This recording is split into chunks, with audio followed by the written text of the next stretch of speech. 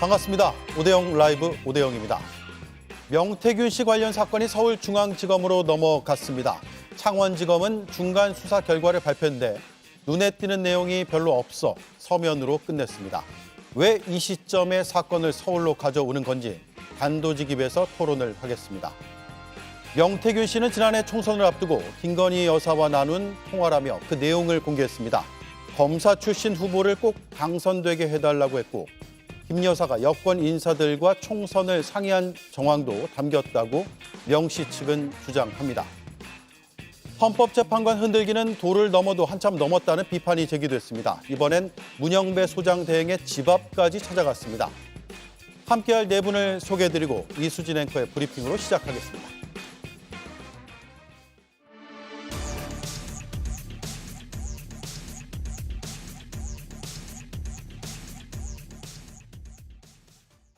헌법재판관 흔들기가 노골화되고 있습니다. 오늘은 시위대가 재판관의 집 앞까지 찾아갔습니다.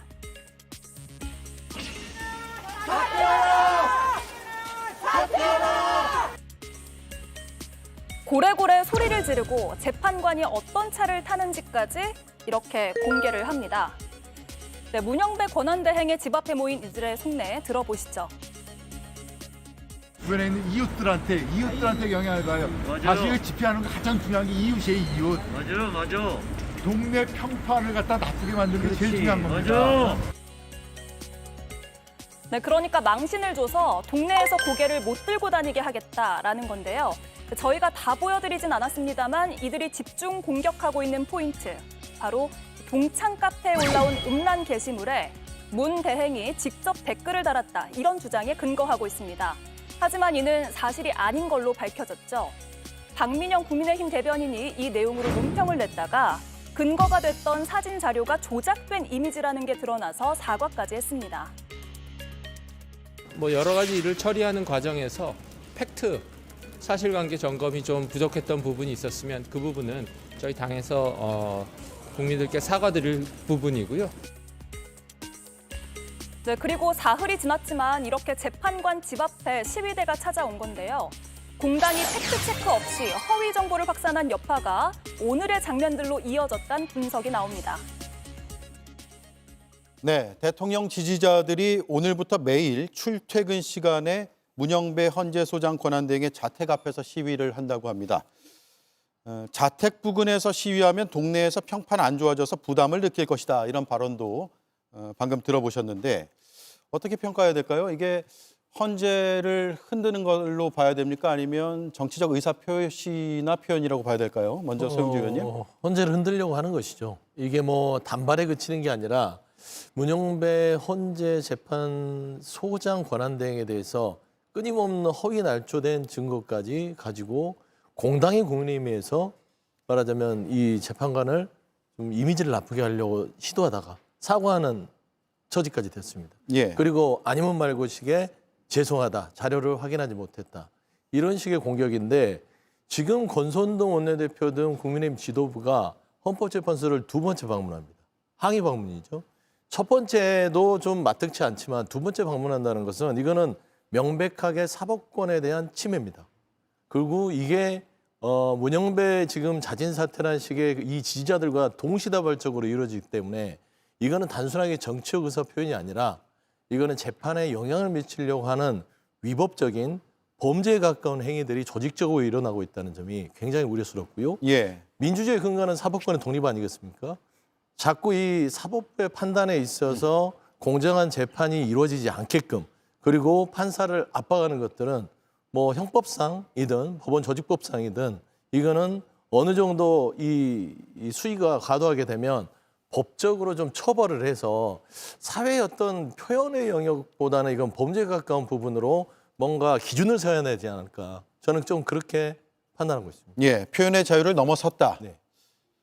경찰에 지금 집회를 신고를 한 걸 보니까 아마 헌법재판소 결정이 나기까지 이제 집회를 하겠다, 이렇게 이제 그 아마 집회를 한 단체 측에서 이렇게 신고를 한 것으로 보입니다. 네. 이번 집회 시위에 대해서 한번 생각을 해보지 않을 수가 없는데요. 이제까지 민주당에서 계속 이재명 대표의 재판과 관련해서 뭐 좌표 찍기라든지 판사들, 검사들에 대해서 계속해서 인신공격이 되게 상당히 많았고요. 또 거기에다가 또 이제 민주당 내에서 만약에 의견이 다른 분들 같은 경우에 뭐 수박이라고 이제 찍어놓고 이제 또 공격하고 이런 부분이 상당히 보기에 충격적이었는데 이런 집회 시위가 이렇게 정말 또 있다라는 게 어떻게 보면 이렇게 좀 자주 있다라는 게 참 씁쓸하다는 그런 생각이 듭니다. 예전에 또 MBC 그 언론 노조의 그 기자들이 뭐 그 김장겸 국민의힘 의원 그 집 앞에 지금 저기 아파트 단지 앞에서 저렇게 시위를 또 한 20명 정도가 현장에서 모여서 하고 계시다고 하는데요. 했다고 하는데요. 그 MBC 김장겸 그 사장 아파트 그 복도에 진을 치고 앉아서 이제 사진을 찍거나 또 사생활 침해 논란이 상당히 있었거든요. 이렇게 도를 넘은 이런 행위들은 하지 말아야 된다 이런 생각이 들고요. 또 한편으로는 이렇게 일부 이제 어떻게 보면 윤 대통령의 지지자들이 이렇게 집회를 하는 것을 이걸 다 같이 한 목소리로 봐야 되는가 이런 부분에 대해서는 좀 조심스럽게 봐야 되지 않는가 그런 의견입니다. 예, 도를 넘긴 했지만 이번뿐만이 아니다 이 말씀이네요. 그러니까 이제까지 사실 계속해서 집회 시위에 대한 문제가 되게 많았잖아요. 관련 기사들에 대한 댓글을 보니까 이게 좌파들만 이렇게 할 수 있는 줄 알았냐. 우파들도 이제 배워서 이렇게 또 집회 시위를 한다. 이런 이제 댓글들도 또 올라오고요. 또 뭐 민노총에서는 항상 이제 규정을 넘어선 그런 이제 시위를 하는데 이런 부분에 또 비난 여론들이 상당히 많더라고요. 물론 이 집회에 대해서도 품격이 없다, 품위가 없다 이런 이제 비판의 댓글들도 상당히 많고요. 그래서 이런 부분의 집회 시위는 있어서는 안 되는 것이 아닌가 이런 생각이 듭니다. 네. 짤막하게 함 대변인님은 이제 변호사시니까 이게 대한민국 그 누구도 재판에 영향을 주려고 하는 행위가 과연 허락되는 게 맞는지에 대해서는 조금 국민님도 공감을 해야 되지 않을까 좀 싶어요. 그렇지 않겠습니까? 그러니까 이거는 집회에 대해서, 그러니까 어떻게 보면 재판에 대해서 이게 자꾸 영향을 주는 행위라고 이제 말씀을 하시는데 어떻게 보면 헌법재판소에서 지금까지 이제 절차적으로 이제 진행하고 이런 것들이 국민들이 보시기에 이게 정말 공정한가 이런 부분에 대한 의혹과 이제 분노가 좀 많아졌다 이렇게 이제 볼 수 있다고 생각이 들고요. 이게 뭐 국민의힘 당에서 이게 뭐 헌재를 흔든다 자꾸 이런 부분에 프레임을 씌우는 것은 적절하지 않아 보인다 생각합니다. 예. 자, 두 가지 측면을 좀 더 깊이 들어가 볼게요. 김보엽 의원님. 예. 문영배 소장 대행의 차량 번호까지 지금 공개하고 있거든요. 그렇습니다. 과도합니다. 테러라는 표현이 있습니다. 제가 사전을 찾아봤는데요. 폭력을 써서 적이나 상대편을 위협하거나 공포에 빠뜨리게 하는 행위, 정치적 목적을 위해 조직적, 집단적으로 행하는 폭력 행위, 이것이 테러입니다.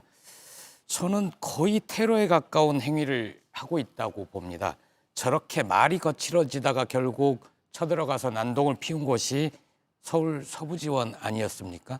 문영배 재판관 개인 집 앞에 가서 저렇게 하다가 갑자기 감정적으로 격해져서 어떤 폭력 행위가 나올지 모릅니다. 경찰이 경호를 하고 있다고는 하나 또 저런 불미스러운 일이 벌어지기 전에 사전에 예방을 해야 될 것 같고요.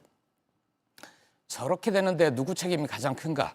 아직도 내란 속의 윤석열을 1호 당원으로 받들고 있는 국민의힘 책임이 가장 크다고 봅니다. 왜냐하면 국민의힘이 헌재를 공격하고 특정 재판관을 공격하기 때문에 정광훈 등 극우 기독교 세력을 포함해서 극렬한 윤석열 지지자들이 결국 재판관의 자택, 집 앞까지 가서 재판관을 위협하고 공포에 빠뜨리는 행동을 하는 것 아닙니까? 여기에 대해서 국민의힘이 그런 행위는 과거에 누가 했다 이렇게 말씀하실 게 아니라 그것은 명백하게 잘못된 행위다.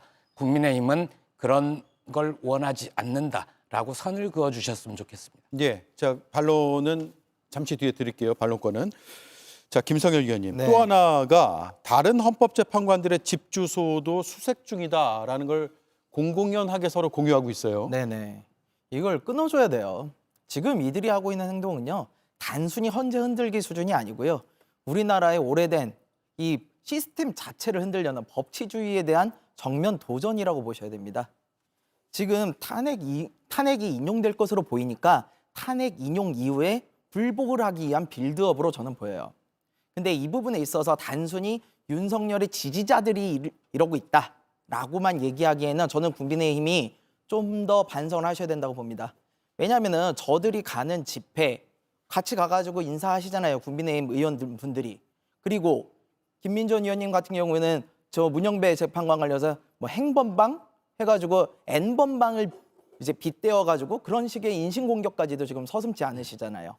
이제 이런 부분들이 저는 국민의힘이 지금 헌재 판결에 대해서 불복하려는 그런 움직임을 보인다라는 거에 대해서 단서를 주고 있다고 생각을 해요.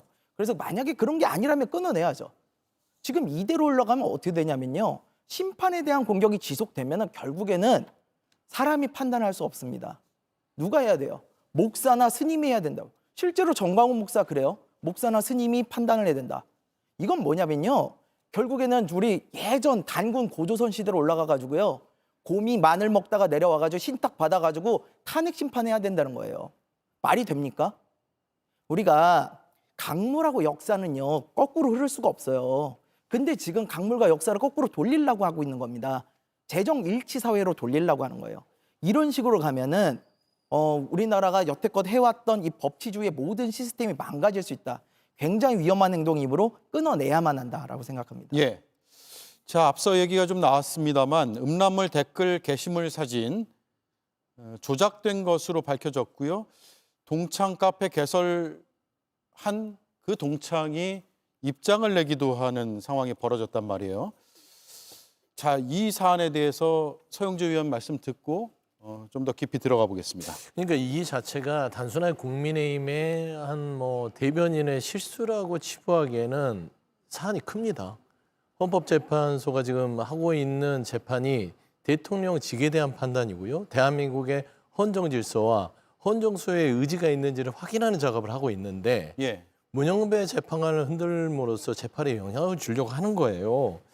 그래서 재판에 영향을 주려는 행위를 어디까지 우리가 허용해야 되느냐. 이게 허위 조작이잖아요. 따지고 보면 그 논평 자체는.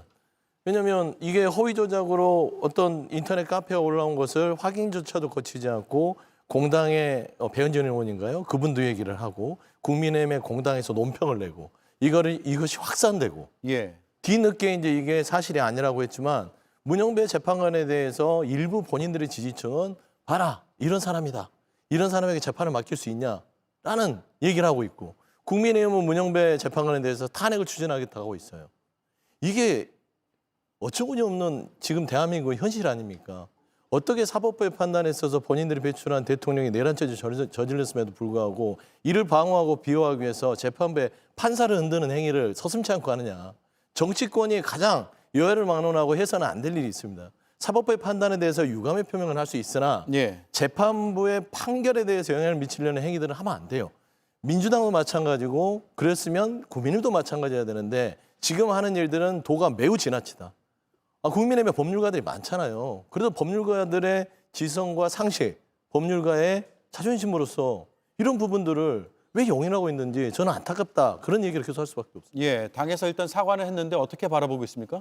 네, 당의 저도 변호사로서 제가 말씀을 드리면 이 부분에 대해서는 어떤 부분이 이제 조작이라고 이제 계속해서 얘기를 하는데 그 조작이라고 하고서 이제 또 박수민 그 원내 대변인이 사과를 한 부분은 문영배 재판관이 그 음란물에 댓글을 단 사실이 없는데 그 부분이 조작된 것을 확인을 못하고 이제 올렸다. 그 부분에 대한 뭐 사과였습니다. 그런데 이 부분에 대해서 자꾸 이게 어떻게 보면 조작이라는 이런 말로 이 사태의 본질을 흐리는 것이 아닌가 이런 부분을 지적을 하고 싶습니다. 계속 N번방에 빗대어서 이게 행번방이라는 이런 얘기가 나오는 게 사실 문영배 그 재판관이 있었던 그 동창 그 온라인 카페에 2,000개가 넘는 음란물의 글이 있었습니다. 그런데 그 음란물의 글이 25%나 해당을 하고요. 그 게시물 전체 글에. 예. 그런데 그 문영배 재판관이 300번 넘게 이제 그 온라인 동창 카페에 들어가서 댓글까지 달면서 정말 상당히 활발하게 이제 활동을 했던 것이 알려진 것입니다. 문제의 게시물에 댓글 단 것은 아니고 다른 문제 게시물이요. 게시물에 댓글을 단 건 아니지만 다른 게시물에 댓글을 달면서 300번이 넘게 직접 왔고 또 다른 동창들은 너가 이렇게 바쁜 줄 알았는데 나보다 이렇게 더 자주 오냐 이렇게 얘기를 할 만큼 사실 문영배 재판관이 많이 들어왔고 또 많이 이제 그 동창 카페에 댓글을 달은 게 사실입니다. 그래서 그 부분에 대해서 지적을 했던 것이고요. 이 부분이 상당히 심각한 부분이 아까 전에 이제 법률가가 있으니 많이 이제 지적을 해달라라고 말씀했는데 그만큼 이거는 심각한 겁니다. 왜냐하면 성범죄에 해당하는 부분인데 판사가 돼서 이 부분을 방관을 하는 것입니다. 이 음란물 게시에 대해서 방관 논란이 있는 것이고요. 그 부분에 대해서 지금 어떻게 문영배 대행이 본인의 개인 문제인데 그 부분에 대해서 헌재를 통해서 해명을 한 것이 이게 경찰 수사로 잘 밝혀졌으면 좋겠다. 아니면 해킹이 된 게 아닐까 뭐 이런 부분에 대한 변명을 하는데 이게 과연 가당키가 한 변명인 건지 다시 한번 되묻고 싶고요. 이게 어떤 부분에 대해서 조작인 건지 한번 묻고 싶습니다. 네, 김보엽 위원님 의견은요? 이게 거기에다가 게시판을 운영을 한 사람의 잘못, 책임을 물을 수 있습니다. 그리고 그 동창들이 모인 게시판에 음란물을 올린 사람의 책임을 물을 수 있습니다. 그런데 그 동창들이 모여있는 게시판을 문영배 재판관이 방문했다. 그리고 다른 글에 댓글을 달았다. 그걸 가지고 문제 삼을 수 있습니까? 전 그럴 수 없다고 봅니다. 그러면 동창들이 모여있는 공간에서 내가 판사인데 니네들 이거는 몇 년형에 해당돼. 이거 심각해. 빨리 다 지워. 그 만약 글을 올린 사람을 특정을 할 수 있거나 친구이거나 그러면 얘기할 수 있겠죠. 근데 동창이라고 하면 동기면은 다 알 수 있지만 같은 기수. 예, 네. 같은 기수라고 하더라도 모두 다 알지는 않잖아요. 그래서 거기까지 책임을 묻는 건 좀 과도하다고 보고요. 제가 보기에 그 국민의힘의 변호사 출신들은 저는 별 문제가 없는 것 같은데 유독 판사, 검사 출신들은 문제가 심각합니다. 왜냐하면 이 가짜 뉴스의 원조가 됐던 권성동 원내대표가 애초에 그 문형배 재판관이 이재명 모친상에 가서 이재명 대표의 모친상에 가서 문상을 했고 조의금을 냈다. 이런 식의 가짜 뉴스를 먼저 얘기했지 않습니까? 예. 나중에 잘못 전해 들었다라고 얘기를 했지만 명백하게 사과를 하지는 않았어요. 내가 잘못했고 문영배 재판관한테 이 점에 대해서 사과한다라고 얘기하지는 않았어요. 잘못 전해 들었다. 즉 나한테 이런 잘못된 정보를 전달한 자가 잘못이야. 이지 내가 잘못했다라고 하지는 않았어요. 판사 출신 김기현 의원은 어제 소셜미디어에 올린 글을 보면 뭐라고 그랬냐면 헌재 해산, 헌재가 민심을 받들지 못하면 니들 해산될 거야. 재판관들도 무사하지 못할 거야. 이런 식의 취지로 글을 올렸습니다. 근데 이분이 판사인데 법을 아시는 분이 국회의원이 어떻게 헌재를 해산할 수 있죠? 유일한 방법이 있죠. 개헌을 통해서 헌법기관인 헌재의 근거를 없애면 됩니다. 그런데 국민의힘이 그럴 힘이 있습니까? 국민의힘은 108석밖에 없어서 개헌을 독자적으로 추진하지 못하는 정당이에요. 오히려 헌법재판소에 의해서 위헌정당으로 심판이 결정될 수 있죠. 그러면 국민의힘이 위헌정당이 되어 해산될 수 있는 위험이 있는데 너무 아무 말씀이나 많이 한다. 그게 걱정이 됩니다. 예. 자, 김성일 위원까지 말씀 듣고 하민경 위원 반론권 드리겠습니다. 예, 저도 당장 제가 무슨 카페에 들어가 있는지 잘 모르겠습니다. 근데 그 카페에 음란문이 들어가 있다고 문제를 삼는 것, 이건 너무 과도한 억지 주장이라고 생각이 됩니다. 쉽게 생각해서 제가 사는 아파트에 바바리맨이 나왔다고 생각을 해보세요. 그러면은 제가 바바리맨 성추행범입니까? 아니지 않습니까? 바바리라도 입었으면 큰일 날 뻔했습니다. 이런 식의 억지 주장은 우리 사회를 흔들어내는 것밖에 안 됩니다. 아니 판사는 판결로 말하는 거예요. 문영배 헌재 소장이 전에 한 판결 중에 잘못된 것이 있다. 그럼 그걸 지적을 하십시오. 그걸 못한다고 해가지고 뭐 어떤 재판관의 동생이 어떤 생각을 하고 어떤 재판관의 이름이 중국 사람과 비슷하고 이런 식의 주장을 해서 무슨 설득력을 얻겠다는 겁니까? 이런 억지 주장은 좀 그만했으면 좋겠습니다. 억지 주장이다라는 말씀이고요. 상당히 위험한 말씀이 여기서 이제 많이 있어서 제가 정정을 해드리고 좀 고쳐드리고 싶은 그런 부분들이요. 이게 음란물이 있는 그 방에 이제 들어가서 시청만 하더라도 이 부분은 상당히 이제 중형을 받는 그런 범죄입니다. 게다가 이 동창 카페가 문제가 되는 것은 다른 게 아니라 만약에 정말 특보님께서 말씀하신 것처럼 많은 게시판 글들 중에 뭐 몇 개가 문제가 있다 이러면 제가 그 글에 일일이 뭐 알겠나요? 그런 거 모르겠지만 이건 그게 아니라 거의 25%를 차지를 하고요. 그 음란물이 심지어는 미성년자에 대한 그런 음란물도 있다라는 게 그 카페에 대한 문제입니다. 그리고 아까 이제 대변인님이 말씀하셨는데 이게 다 모를 수가 있다. 이렇게 말씀하신 동기가 누군지 모를 수가 있다라고 했는데 이거는 정말 동기들이 올린 그냥 동창 카페고요. 그 게시글 누가 올렸는지도 사실 아는 상황입니다. 그렇기 때문에 문영배 헌법재판관도 이 부분 상당히 이제 좀 심각하다 이런 생각을 한 부분인지 헌재 공보관을 통해서 이거는 경찰 수사에서 엄정히 수사해달라 이렇게 얘기를 한 부분은 이 정말로 이거 범죄에 해당하는 부분이 맞기 때문입니다. 그래서 그 부분이 안에 들어갔는데 내가 게시물이 뭐 있다 봤다 이게 문제가 안 된다 이런 부분으로 쉽게 생각하실 문제가 그 아니거든요. 25%라는 숫자는 어디서 나온 걸까요? 네, 저희가 논평으로도 냈고요. 예. 저희가 확인을 해본 게 그 카페 전체 게시글 중에 25% 해당하는 2,000여 개가 이제 음란물에 해당한다. 그런 부분을 저희가 봤기 때문에 네, 제가 그렇게 말씀드린 부분이고요. 25%를 확인하려고 그 음란물을 본 사람들도 처벌 대상입니까? 아까 한 변호사 아니죠. 이거는 소속이 되어 있고 네. 그 문영배 재판관 같은 경우에는 그 카페에 소속이 된 사람입니다. 네, 그렇게 문영배 만약에 재판관이 치면은 그 음란물을 봤다는 증거가 있습니까? 댓글을 300여 개나 이제 넘게 달았으니 또 그런 부분에 대해서 수사를 해달라고 얘기를 한 부분이고요. 그래서 의혹 제기라고 얘기를 하는 거고 이 부분에 대해서 정확히 제가 명칭을 붙이자면 음란물 방관 논란이라고 제가 하겠습니다. 자, 잠깐만요. 오늘 경찰에서 국가수사본부 관계자가 정례 기자간담회를 했는데 이런 내용을 이야기를 했습니다. 동문 카페 음란물 관련 수사가 진행 중인데 2009년에 벌어진 일이어서 공소시효가 지난 사항으로 보인다라고 했습니다. 일단 공소시효는 차치하고 이런 게시물들이 2009년에 벌어진 일, 그러니까 게시 자체가 2009년에 이루어졌을 가능성을 이야기해서 2009년 게시물이면 찾아보기도 좀 어렵지 않을까 싶은 생각이 들어요. 물론 이게 어떤 뭐 공지로 해놓거나 아니면 다 과거 게시물들을 우선적으로 노출시키는 방식이라면 모르겠으나 그렇지 않으면 지금 15년 이상 지난 거 아닌가요? 16년 정도? 그러니까 보시면 권선동 원내대표도 문영배 재판관을 흔들었을 때 이재명 대표 연결했는데 그것도 그냥 잘못 들었다. 그것도 오래전 일이잖아요. 수십 년 전에. 지금 이 카페에 대해서도 지금 제가 우려스러운 거 마치 문영배 재판관이 이 음란물 카페에 어느 정도 묵인을 하고 동조를 했다는 식의 추측을 통해서 얘기하는 것은 또 문영배 재판관에 대한 2차 가해입니다. 그래서 이거는 확인되지 않은 부분에 대해서는 얘기 안 하는 게 좋겠고 본질적으로 다시 돌아오시죠. 왜 국민의힘은 왜 문영배 재판관을 흔들려고 하는가? 목적은 하나잖아요. 재판에서 본인들의 유리한 쪽으로 이끌기 위해서 본인들이 보기에는 지난 정부에서 임명한 문영배 재판관이 눈에 가십니다. 이 사람을 흔들거나 어떻게 해서든지 이 메신저를 또 흔들므로써 이 재판에 대한 결과에 대해서 나중에 불복하고 싶은 거예요. 문영배 재판관이 이럴 줄 알았다.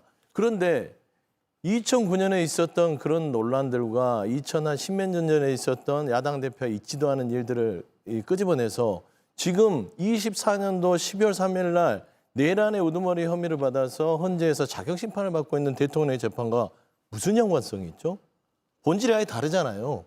그리고 문영배 재판관에 대해서 국민의힘에서 얘기하는 족족 다 틀린 얘기를 합니다. 이미지만 나쁘게 하고요. 그리고 이 지지층들이 그 앞에 가서 차량 번호판에 동네 평판을 나쁘겠다 하는데 어떻게 공당의 선출직 공직자들이 사법부에게 이런 가해를 가해서는 안 된다라고 말을 못할 망정 같이 부안회동해서 2차 방문을 통해서 재판부를 흔든다. 이 자체가 창피하지 않을까. 저는 이 부분에 있어서는 당장 중단해야 된다. 좀 그런 말씀 좀 드리고 싶습니다.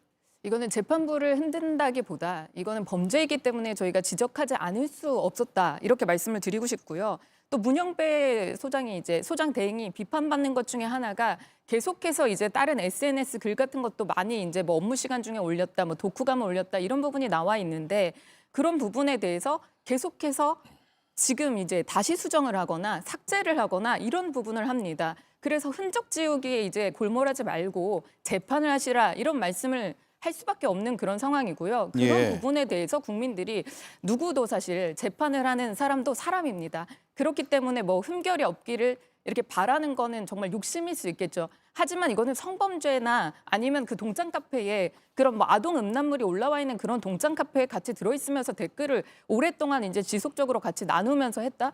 이 부분은 정말 아니지 않을까요? 그러니까 그건 추측의 영역이니까 지금 추측의 단정적으로 영역이 얘기하지 아니라, 마시고 그 예. 행위를 했어요? 추측의 확인 안 영역이 했죠? 아니라 그 부분에 대해서 게시물이 그다음에 있다라는 그 것을 게시물에 저희가 얘기를 한 대해서 겁니다. 문영배 재판관이 같이 참여해서 올렸다거나 그걸 즐겼다거나 하는 거를 확인을 안 한 상태에서 공당의 대변인이 저희가 실수를 제가 했어요. 계속 얘기를 한 그러면은 거는 방관 정치인들은 논란이라고 말씀드리는 거고요. 이렇게 한 사람에 대해서 이미지를 나쁘게 하면 사과 한마디 하고 끝나는 게 그건 범죄 아닙니까? 자, 그것도 여기서 범죄라고 정리하죠. 보는 거니까. 자, 일단 경찰에서 수사를 하고 있고 오늘 어쨌든 드러난 사실관계는 경찰청에서 국가수사본부 관계자가 2009년에 벌어진 일이다라고 그 시점을 명시했다는 점을 사실로 말씀드리고 그 뒤에는 경찰 수사가 어떻게 진행되는지 추후에 또 살펴보고 논의를 하도록 하죠. 자, 이런 가운데 오늘 국민의힘 의원 40여 명이 헌법재판소 항의 방문했는데요. 그 목소리 먼저 들어보겠습니다. 이렇게 편향되고 불공정한 재판은 일찍이 보지 못했습니다. 이렇게 헌법적 가치를 흔들며 스스로 권위를 무너뜨리는 헌법재판소가 있을까 싶습니다. 오죽하면 거의 절반에 가까운 국민이 헌재를 신뢰하지 않으신다고 답변하시겠습니까? 길거리 잡범에 대한 판결도 이렇게 번개불에 콩 구워 먹듯이 하지는 않습니다. 예, 번개불에 콩 구워 먹듯이 지금 하고 있는 것인가가 쟁점이 될 것 같아요. 일단 김보희 의원님 예. 어떻게 들으셨는지 듣고 김성열 의원님 듣고 그리고 말씀을 이어가죠. 아까 말씀을 드렸는데요. 저는 지금 헌법재판소에서 원래 8번 변론기로도 예, 충분히 내란수교 윤석열의 중대한 헌법 위반 행위에 대한 판단은 이미 다 섰을 거다. 재판을 이끌어온 8분의 재판관 중에 누가 추천을 했든 윤석열이 추천을 했든 국민의힘이 추천을 했든 여기에 대해서는 별다른 이견을 가지기 힘들다. 조만간 주문 피소추인 대통령 윤석열을 파면한다. 이 결정에 단 한 명도 이견이 없이 그런 결론이 나올 거라고 봅니다. 그런데 국민의힘이 이렇게 계속 헌재를 공격하는 이유는 무엇인가? 헌법재판소가 어떤 결정을 내렸을 때 따르고 싶지 않기 때문일 것 같습니다. 예를 들어서 이 윤석열 자신은 모르겠는데 그 변호인단 그리고 헌재로 몰려간 아까 2번이라고 하셨나요? 제가 아까 세봤을 때 4번이었던데 헌재로 저렇게 달려간 국민의힘 의원들도 헌재에서 혹시라도 탄핵소추안이 기각이 돼서 윤석열이 대통령직으로 복귀를 할 걸 기대하고 저러는 것일까? 저는 그렇지 않다고 봅니다. 왜냐하면 그분들도 법을 알고 국민 모두가 지켜본 데서 버젓이 헌법 위반 행위가 벌어졌잖아요. 헌법 위헌적인 내용의 포고령을 발표를 했고 예, 국회와 선관위에 계엄군을 투입을 했고 국회의원들을 끌어내서 계엄 해제 의결을 못하도록 하고 알겠습니다. 각종 언론사에 단전단수 조치하고 예, 정리해 주시죠. 예, 이런 행위가 있었기 때문에 그럼에도 저분들이 몰려가서 저러는 거는 불복의 구실을 만들고 지지자들을 단합시켜서 조기 대선에 임할 태세를 갖추거나 혹시나 대선에서 이기면 그때 윤석열을 사면 복권하겠다. 뭐 이런 전략 아닌가 싶습니다. 예, 김성열 위원님. 예, 오늘 국민의힘이 가서 3가지 정도를 요구했습니다. 첫 번째는 형사소송법 엄격 준수해달라. 예, 이거 요구할 수 있어요. 공정재판 해야죠. 한덕수 국무총리 탄핵심판 사건 최우선 처리해달라. 이거는 요청은 할 수 있으나 재량권의 침해 부분이 있을 수 있을 것 같아요. 하지만 3번째 건이 정말 경악스러운데요. 마은혁 관련해서 심판 청구 즉시 각하해달라. 이건 뭐 판결을 주문하는 상황이에요. 아니 헌법재판소가 무슨 국민의힘의 하청업체입니까? 이렇게 얘기하면 해줘야 돼요? 저거 가서 김기현 대표 본인 판사하셨잖아요. 판사하셨는데 오셔가지고 다른 분들이 와서 유죄 내라 그럼 유죄 내고 무죄 내라 그럼 무죄 해줬습니까? 아니시잖아요. 그래서 이럴 거면은 사법고시는 뭐하러 있고 법은 뭐하러 있습니까? 그냥 여론조사 기관 하나 잘 만들어가지고 여론재판하고 옛날 그리스에서 도편 추방제 하듯이 그렇게 해가지고 판결 내리면 그만 아니에요. 이런 식의 부당한 압박, 사법 시스템을 흔들려는 시도 결코 좋아 보이지 않습니다. 예, 하민경 의원님. 사실 이번에 헌법재판소가 누누이 말씀드리지만 헌법에서 가장 이제 최상위 기관이고요. 그리고 또 신뢰할 수 있는 그런 사법기관이 맞습니다. 그럼에도 불구하고 이제 어떻게 보면 저희의 뭐 고시생들의 바이블이라고 할 수 있는 헌법학개론을 이제 쓰신 허영 교수님도 계속해서 진짜 지적을 하시는 게 헌재가 법을 위반하고 있다. 법을 위반한 것이 지금까지 이제 10가지가 넘는다. 이런 말씀을 사실 계속 하시고 계시고 10가지가 넘는다고요? 네, 이 부분을 지적을 하시는 인터뷰를 강하게 하시고 헌법재판소가 이런 깊은 탄식을 하시는 이유가 다 있습니다. 그렇기 때문에 지금 가서 이제 개별 의원들이 항의 방문을 한 것으로 보이고요. 지금 이제 특보님께서 말씀하신 것처럼 저렇게 3가지 이제 요구사항을 말씀하신 것 같은데 그 부분 다 타당한 부분이라고 생각이 들고요. 왜냐하면 또 특히 이제 한덕수 국무총리 탄핵 같은 경우에는 권한쟁의 심판이 이제 아마 수요일 날 있을 예정인데 그 부분에 대해서는 정말로 151석이냐 200석이냐 이 부분에 대한 판단만 헌법재판소가 한다면 대행이 사실 그 부분의 결정이 이제 빠르게 날 수 있는데 왜 이제까지 안 하고 있느냐. 왜 이렇게 순리대로 하지 않느냐. 그게 그렇게 어려운가. 이런 부분에 대한 항의는 분명히 있을 수 있다고 생각합니다. 네. 자, 노상원 전 정보사령관의 수첩 내용이 조금 더 공개가 됐습니다. 이건 수첩의 내용이라기보다는 김봉규 정보사 대령에게 이러이러한 것들을 문의했고 상의했다라는 내용이 검찰 진술에 나온 건데 그게 언론에서 보도가 된 내용이고요. 사격 잘하고 폭파 잘하는 인원 중에 7, 8명을 추천해달라라고 정보사의 대령이 노상원 전 사령관에게 들었고 그것을 검찰에 진술을 했습니다. 대화의 시점은 2024년 10월 초중순. 그러니까 계엄으로부터 한 2달 정도 전에 이런 상의를 했다라는 것인데 이 내용 자체를 다루지는 않겠습니다. 다만 노상원의 수첩이 지금 워낙 큰 이슈가 되고 있어서 이게 이슈로만 그칠 문제인지 아니면 향후 형사재판 과정에서 증거로 쓰여야 된다고 보시는지 그 의견들만 듣고 넘어가겠습니다. 먼저 김보엽 의원님. 증거 채택 필요하다고 보세요?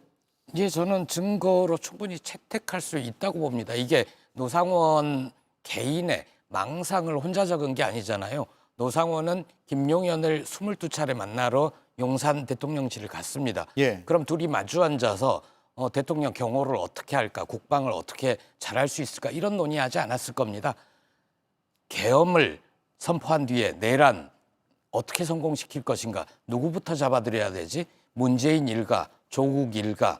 지금 언론에서는 500명 얘기하는데 저는 얼추 세봐도 1000명이 넘어가는 것 같습니다. 왜냐하면 문재인 정부 당시 행정관 이상이라고 했는데 예. 제가 알기로 비서관만 50명 이상이거든요. 행정관 포함되면 벌써 200~300명 됩니다.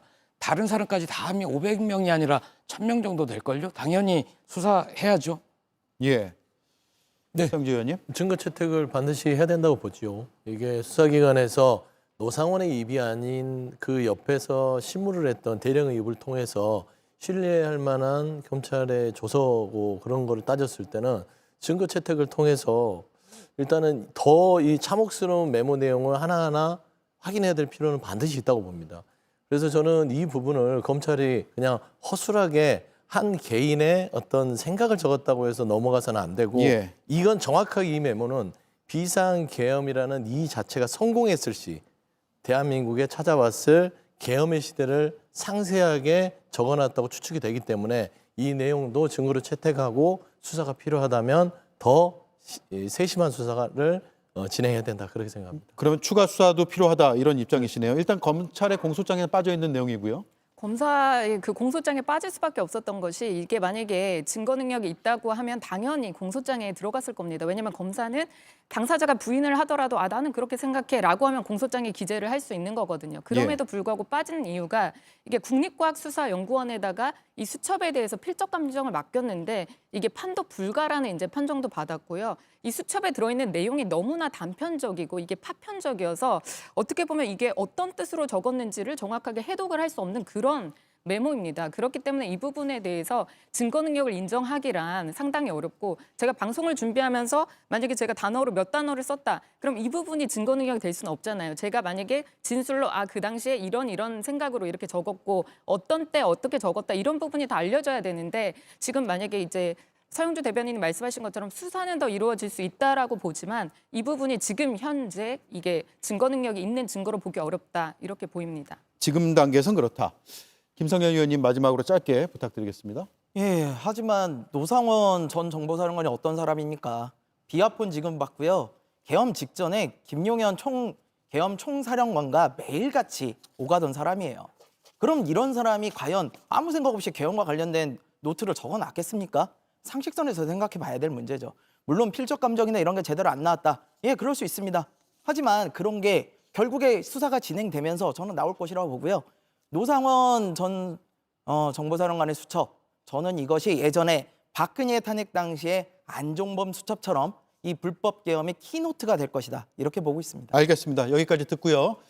오늘 여론조사 결과가 나와서 이수진 앵커가 요약 정리 브리핑하겠습니다. 성장을 강조하고 있는 이재명 대표. 최근에는 상속세 완화하겠다는 메시지도 냈죠. 28년 전에 만든 면세 기준, 배우자 또는 기초공제 각 5억씩 10억까지 이게 지금 28년이 지났습니다. 그 사이에 물가도 올랐는데 집값도 올랐는데 그 기준을 그대로 유지하니까 아무것도 늘어난 거 없이 세금이 늘어난 겁니다. 이거 부당하죠. 이런 거 좀 고치자는 거예요. 네, 중도 확장에 집중하고 있다. 이런 분석들이 나오고 있는데요. 중도 민심 어떤지 오늘 나온 여론조사 한번 보시죠. 리얼미터와 에너지경제가 실시한 여야 차기 대선 주자 선호도 조사에서 이재명 대표가 43.3%로 18.1%인 김문수 장관과 10.3%인 오세훈 시장을 크게 앞섰습니다. 자, 여기서 중도층의 지지율을 자세하게 들여다보면 이 대표에 대한 지지율은 조금 더 높아집니다. 중도층에서 46.6%가 선호하는 대선 주자로 이재명 대표를 선택했는데요. 김문수 장관과 오세훈 시장은 12.1%로 나타나 격차가 더 벌어지는 겁니다. 이번 대선은 중도가 결정한다는 말이 나오고 있는데 여당의 고심도 깊어지는 것 같습니다. 예, 정권 교체는 51.5%, 정권 유지는 44.5%가 원한다고 답을 했습니다. 여론조사에 대해서 최근 여러 분석들도 있고 여러 비평들이 있거든요. 두 당에서 지금 어떻게 보고 있습니까? 일단 뭐 전체적으로 현재는 이제 보수의 위기이기 때문에 보수가 아주 결집을 하는 것들은 부인할 수 없는 것 같아요. 근데 양쪽 진영의 극단의 어떤 지지 현상을 좀 차지하더라도 중도층에서의 움직임 자체가 이제는 조금 정리를 해야 될 상황이지 않을까라는 이쪽으로 여론이 흐른다고 봅니다. 예. 그러니까 이제 이 대통령의 8차 변론까지 보면서 국민들은 기본적으로 이제는 정권을 빨리 교체해서 나라를 안정화시켜야겠다. 그리고 이제 막바지에 이르렀기 때문에 이제는 탄핵 심판을 통해서 더 이상 이 혼란을 초래하면 안 되겠다라는 쪽으로 여론이 좀 한풀 꺾이고 있는 부분도 있고요. 두 번째는 민주당이 처음에 있어서의 탄핵을 대항하는 부분들과 신뢰성에 대한 어떤 그 보류에 대한 어떤 그 문제점이라고 해야 될까요? 그런 부분들을 최근 당내에서 여러 주자들이 이재명 대표에게 통합과 포용을 얘기했고 이재명 대표가 그거를 조금 받아들이는 모습들을 보여주면서 예. 신뢰를 회복하는 부분들이 또 득점 포인트로 오면서 정권 교체와 민주당에 대한 신뢰도가 약간 상승하는 추세로 변하지 않았냐. 저는 좀 그렇게 좀 분석하고 싶습니다. 예. 이게 정권 교체를 이제 원하는 국민이 이 여론이 이제 더 높았다라고 하는데 이 정권 교체가 어떤 정권으로의 교체를 말하는 건가 이 부분도 조금 분석을 해봐야 될 것이라고 생각이 듭니다. 지금 현재 이재명 민주당으로 이제 정권을 교체를 할 것이냐 아니면 비명계 아니면 또 제3지대 이렇게 이제 정권을 교체할 것인가 이 부분에 대한 분석이 앞으로 만약에 조기 대선이 있다라고 한다면 그 부분이 더 이제 아마 분석을 해봐야 될 부분이라고 생각하고요. 예. 계속해서 이재명 민주당 같은 경우에는 말을 신뢰할 수가 없습니다. 이게 사법 리스크뿐만 아니라 지금 이제 우회전 깜빡이를 트고 정말 진짜 좌회전을 급격하게 한다든지 아니면 유턴을 한다든지 정말 사고가 나기 딱 직전에 그런 주행을 하고 있거든요. 이거는 사법 리스크 때문에 너무나 이제 마음이 급한 건 알겠는데 국민들이 바라봤을 때 이런 사람에게 정권을 맡길 수 있는가, 나라를 맡길 수 있는가 이런 생각을 하게 되는 것이죠. 그렇기 때문에 정치권에선 앞으로 정말로 국민에게 진정으로 이 부분이 맞는 것이다. 이런 정책을 신뢰할 수 있는 정책을 내놓고 청사진을 내놔야 된다. 이게 관건일 거라고 생각합니다. 예, 거대 양당 쪽으로 결집하는 모양새가 나타나면서 제3당의 모습이 조금 잘 안 보인다. 입지가 좁아드는 거 아니냐 이런 목소리도 나오고 있어요. 예, 열심히 해야 되겠다는 생각이 듭니다. 무척 곤혹스러운데요. 근데 이 현재 국회가 교섭단체 중심으로 들어가고 있습니다. 어쩔 수 없습니다. 광장의 민심은 사실 민주당과 국민의힘만 있는 게 아니지 않습니까? 우리가 광장에 나가 보면 응원봉을 들고 나온 분들이 몇 마디 말로 표현이 안 되는 굉장히 다양하고 포용성 그리고 약자와의 연대, 공감 이런 걸 특징으로 하는 여러 얘기를 합니다. 그런데 오로지 정치에서는 민주당과 국민의힘만 있는 것처럼 보이죠. 특히 일부 언론, 일부 방송에서는 민주당과 국민의힘 말고는 다른 정당은 보도를 하지 않아요. 그러다 보면 국민들께서 알만한 기회가 좀 적었다고 보고요. 알게 되면 조국혁신당은 지지율이 훨씬 더 높아질 걸로 봅니다. 예, 잘 알리겠다라는 말씀으로 알아듣겠습니다. 김성일 의원님. 예, 지금은 워낙 대립각이 세다 보니까 거대 양당으로 물릴 수밖에 없는 상황이라고 생각이 됩니다. 지금 당장 저렇게 싸우고 있는데 누가 미래 비전을 보고 누가 정책에 관심이 있겠습니까? 저희로서는 되게 안타까운 상황인데요. 지금 당장에야 발등에 불부터 꺼야 되지만 우리 불이 꺼지고 나면은 그때부터는 다시는 발에 불 떨어지지 않게 미래를 준비를 해야 돼요. 그러면은 이거에 대해서 기성 정치권을 넘어서 정치권의 세대 교체를 준비하는 이런 미래 개혁적 세력에 관심을 좀 주시지 않을까 이렇게 기대하고 있습니다. 예, 자 대선 가상 양자 대결. 지금 모든 전제는 조기 대선이 치러진다면입니다. 치러진다면 양자 가상 대결 결과가 오늘 나왔는데요. 이재명 더불어민주당 대표 46.3%가 나왔고 김문수 고용노동부 장관이 31.8%가 나왔습니다. 오차범위 바깥에서 이재명 대표가 앞서고 있다라는 조사 결과입니다. 또 하나 볼까요? 오세훈 서울시장과의 가상 양자 대결에서는 46.6% 대 29.0%가 나왔습니다. 세 번째, 홍준표 대구시장과의 대결은 46.9% 대 26.2%로 집계가 됐습니다. 먼저 서영주 의원님. 네.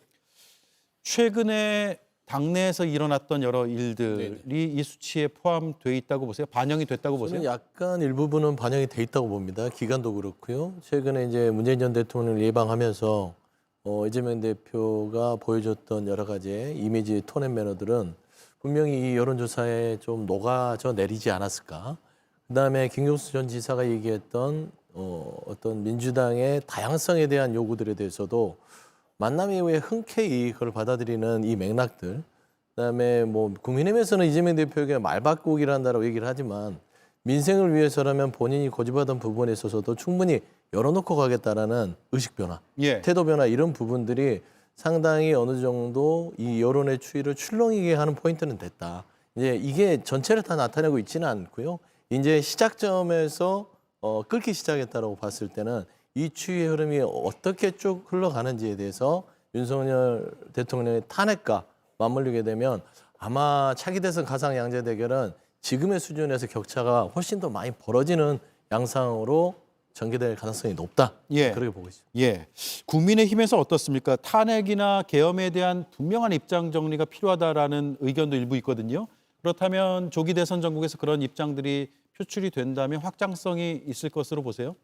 아무래도 조기 대선을 한다고 하면 지금 이제 안 그래도 아까 전에 저희가 여론조사 봤던 것은 가상 이제 양자 대결이기 때문에 예. 민주당 입장으로선 너무나 답답하지 않을까 오히려 이런 생각이 듭니다. 왜냐하면 이재명 대표 혼자밖에 없잖아요. 그런 부분에 있어서 확장성 많이 떨어진다. 지금 이제 중도층을 다 끌어서 아까 전에 보수의 위기라고 하셨는데 지금 이런 상황에서도 이재명 대표는 50%를 넘지 못하는 그런 항상 이제 높아져도 이제 저 박스권 안에 항상 갇혀져 있다 이런 모습이 보이고요. 또 사법 리스크가 이제 곧 있으면 이제 2심 재판 이제 위증 교사에 대한 2심 재판도 나올 텐데 오늘 오죽하면 이제 저희 박지원 의원이 이렇게 얘기를 했잖아요. 만약에 이재명 대표가 나오지 못한다면 나도 대선 생각이 있다 이런 이제 발표를 할 정도로 아마 민주당 내에 어떻게 보면 정말 친명계에서도 이재명 대표가 못한다면 어떻게 할 것인가에 대한 그런 계획이나 이런 부분을 세우고 있어도 박지원 의원 정도나 되니까 말을 하지 아무도 말을 하지 못하는 게 아닌가 이런 생각이 들고요. 앞으로 만약에 뭐 조기 대선이 이루어진다면 그 부분에 대해서 이제 어떤 정당이 더 중도층을 또 이제 그리고 또 국민에게 다가설 수 있는지 그 부분을 봐야 되지 않을까 싶습니다. 예. 국민의힘 후보는 어떻습니까? 대통령과의 관계 혹은 탄핵에 대한 입장 이런 것들에 그러니까 대통령과는 좀 다른 입장을 취하는 후보가 당의 후보가 될 거로 보세요? 아니면 대통령은 계속해서 단절하지 못하고 갈 것인가라는 궁금증이 드네요. 그러니까 이제 아마 국민의힘에서는 이제 조기 대선이 이루어진다면 당연히 이제 여러 후보들이 많기 때문에 경선을 이제 치르게 되겠죠. 근데 예. 계속해서 대통령과 관계를 끊어야 되지 않느냐 이런 이제 비판의 목소리도 많은 것으로 알고 있습니다. 하지만 상당히 이제 그런 부분은 여당이기 때문에 대통령을 낸 그런 정당이지 않습니까? 그렇기 때문에 뭐 권영세 위원장도 말한 것처럼 박근혜 전 대통령을 탈당시켜도 이게 관계가 끊어지더냐 이렇게 말한 것처럼 어떻게 관계를 단절한다 이렇게 예. 할 수 있는 부분들이 사실은 있을까 싶고요.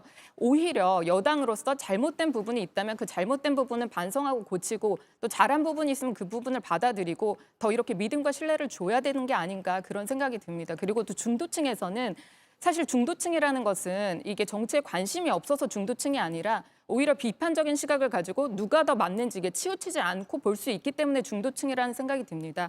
그래서 그 부분에 대해서 어떤 정당이 더 진정성을 가지고 이렇게 보여주는가 그 부분에 대해서 이제 중도층이 어디에 포섭될 것인가 그 부분이 중요하지 않을까 생각이 듭니다. 예. 김보희 의원께는 지난번에 출연하셨을 때 조국 혁신당은 어떻게 대선 준비를 하고 있는가라고 질문을 드렸는데 조금 더 구체화된 게 있습니까? 조만간 대선기획단을 만들어서 이번 대선이 어떠한 의미를 가지고 있고 내란 세력 대 헌정수호 세력의 대결로 보면 헌정수호 세력이 어떻게 압도적인 표 차이로 이길 것인가 그걸 연구하고 방안을 찾겠습니다. 말씀드릴 기회가 마지막일 것 같아서 하나만 말씀드리면 저는 그 국민의힘이 반성하고 고치고 할 수 있는 문제가 아니라고 봐요. 아니, 이 조기 대선이 열린다는 거는 윤석열이 탄핵됐다라는 얘기지 않습니까? 탄핵의 사유가 뭡니까? 국민에게 위임받은 권력을 악용해서 국민들을 향해서 총뿌리를 겨누게 만든 거잖아요.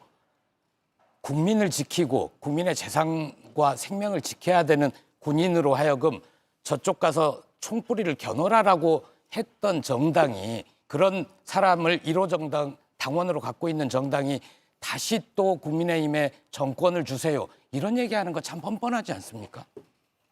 예. 답을 구하신 건가요? 아니면 제 생각을 논평을 말씀드린 하신 겁니다. 겁니까? 예. 시간이 없어서 짧게 반론하시겠어요? 아니면 사실 제가 아까 전에 예. 말씀드렸던 중도층이라고 하는 것은 정말 비판적인 시각을 가지고 치우치지 않고 이렇게 볼 것이라고 생각이 드는 게 이제 계엄 이후에 탄핵 정국 이후에 민주당이 정말 하는 것을 보고 얼마나 또 많은 여론이 움직였습니까? 또 어떻게 보면 여론의 역풍을 맞았다라고 할까요? 그런 부분으로 이제 보여주고 계신다. 공정하고 정확하게 판단하라. 이런 부분이 국민의 명령이지 않을까 저는 생각이 예. 들고요. 네. 민주당 언급을 하셨는데 한 말씀 하시겠습니까?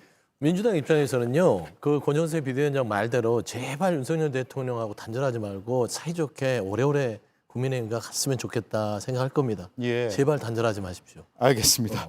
자, 마지막으로 김성일 의원님. 네. 이준석 의원은 일찌감치 대권 레이스에 뛰어들겠다라는 것을 암시했어요. 네. 지금 어떤 상황입니까? 뭐 새로 신장 개업을 하다 보니까 먼저 좀 이야기를 할 수밖에 없었는데 아직 제대로 이제 탄핵이 인용되고 그러지 않았다 보니까 저희가 의미 있는 지지를 얻지는 못하고 있는 게 현실입니다. 아직 저희가 정책이나 이런 걸 얘기해도 피부로 와닿기는 좀 어려울 거예요. 근데 지금 사실 세계는 총성 없는 전쟁 중이거든요. 반도체, 우리 핵심 산업인데 이미 뒤처지기 시작했습니다. 딥시크발 AI, 우리나라 어떻게 대응하고 있습니까? 이제 더 이상 우리나라에서 법조인 출신, 검사 출신, 변호인 출신 이런 지도자들이 과연 얼마나 필요할까라는 의문, 그리고 과학기술을 중요시하는 그런 지도자 한번 나올 때 되지 않았나, 이런 부분을 국민들께서 좀 알아주셨으면 합니다. 알겠습니다. 여기까지 할게요. 네 분 고맙습니다.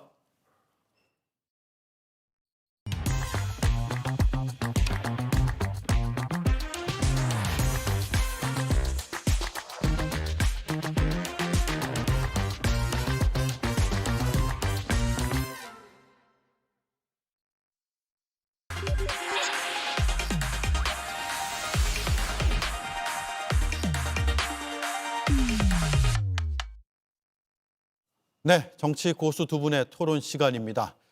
오늘도 홍익표 전 더불어민주당 원내대표, 김종혁 전 국민의힘 최고위원, 월요일에 두 고수가 나와주셨습니다. 어서 오십시오. 네, 반갑습니다. 예, 자 명태균 씨가 오늘 뭘 하나 또 꺼냈습니다. 이수진 앵커의 브리핑을 듣고 얘기 나누겠습니다. 결국 윤석열 부부의 그 공천 개입 의혹이 이 사건의 본질입니다. 그럼에도 불구하고 수사가 진행된 게 하나도 없지 않습니까?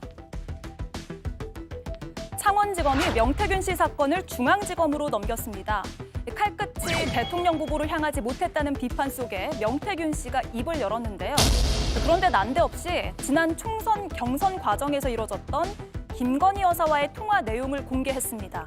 내용은 이렇습니다. 김건희 여사는 검사 출신 김상민 경선 후보가 조국 수사 때 고생을 많이 했다면서 국회의원이 될 수 있게 도와달라고 명 씨에게 부탁을 했다고 합니다. 명 씨는 지역도 모르고 평생 검사만 한 사람에게 공천을 주게 되면 총선에게 지게 된다며 이러다 110석을 못 넘을 수 있다며 만류했다고 주장했습니다. 하지만 김건희 여사는 보수 정권 역사 이래 최애 5석을 얻을 것으로 믿고 있었다고 합니다. 그 근거가 이철규, 윤한홍 의원이 그렇게 말했기 때문이었습니다. 명 씨는 간신들이 총선 때 허위 보고를 하니 대통령이 계엄군을 선관위에 보낸 것이라며 친윤의 눈 가리기가 총선 결과에 대한 대통령의 의심을 키운 거라고 지적했습니다. 그런데 명 씨의 이런 메시지가 지금 이 시점에 왜 나온 걸까요? 자, 왜 이 시점에 저런 메시지가 나왔는지도 궁금하지만 일단 저 메시지 내용부터 좀 다뤄보겠습니다. 저 정도 되면 녹음이 있는 거 아닐까요? 왜냐하면 굉장히 구체적으로 쭉 발표를 했거든요. 언론에 아예 공표를 했거든요. 네. 근데 저걸 이 시점에 와서 다 하나하나 복귀해서 쓰지는 않았을 것 같고요. 뭔가 녹음을 바탕으로 쭉 적어놓은 게 있지 않을까라는 생각이 드는데 어떻게 보셨어요? 저 정도면 그 녹음 파일이 있다고 봐야 될 것 같습니다. 예. 그렇지 않고서는 저렇게 그 아주 구체적인 서로 주고받는 대화 내용을 다 복귀하기 어렵고요. 그리고 마지막에 텔레그램 통화가 48분 있었다는 것까지 할 때는 그 48분 분량의 녹음 파일이 존재한 것이 아닐까. 예. 결국은 그동안 얘기가 됐던 그 명태균 씨 황금폰의 일부가 공개되기 시작한 것 같고요. 이거는 뭐 그 만약 이 내용이 사실이라고 한다면 거의 뭐 공천 개입 그 자체를 부인할 수 없을 것 같습니다. 예. 아니 근데 지금 내용이 좀 너무 쇼킹해서 저게 과연 사실인지 여부부터 먼저 확인을 해야 될 것 같아요. 예. 저게 녹취가 있으면 그 녹음 파일이 있어야 되는데 지금 아까 변호사 말씀을 들어보니까 뭐 그건 잘 모르겠다. 어쨌든 이런 내용이다라고 이제 공개를 했어요.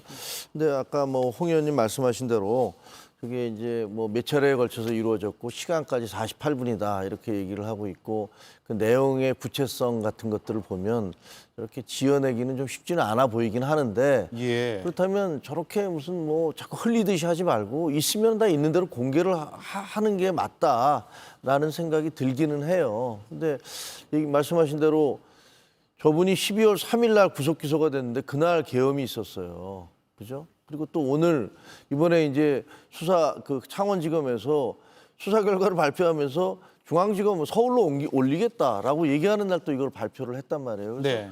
아니, 뭐 이렇게 미스테리한 게 많은지 좀 갑갑한 느낌이네요. 예. 저런 내용이 있으면 검찰에 진술을 했을 가능성도 있고요. 물론 우리가 사실관계를 정확히 알지 못하기 때문에 그 부분까지 다루지는 않겠습니다.